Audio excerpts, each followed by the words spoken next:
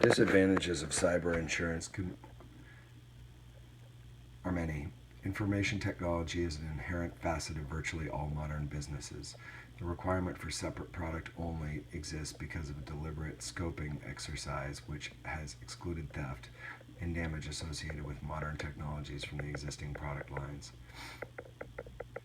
Bruce Schneer has postulated that existing insurance practices tend to follow either the flood or fire model. However, cyber events don't appear to be modeled by either of these event types. This has led to the situation where the scope of cyber insurance is further restricted to decrease the risk of the underwriters. Compounding this is a paucity of data relating to actual damage correlated for this type of event, a lack of standards associated with the classification of events, and a lack of evidence associated with the efficacy of industry's best practices.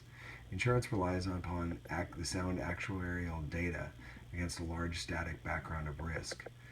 Given that these don't exist at present, it is unlikely that either of the buyers' products will achieve the value outcomes they desire.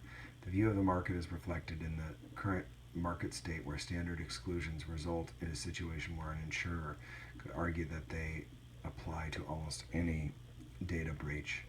According to Josephine Wolf, cyber insurance has been ineffective at curbing cybersecurity losses because it normalizes the payment of online ransoms, whereas the goal of cybersecurity is the opposite, to disincentivize such payments to make ransomware less profitable.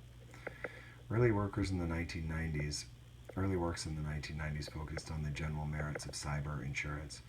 In the late 90s, when businesses' perspective of information security became more prominent, visions of cyber insurance as a risk management tool were formulated.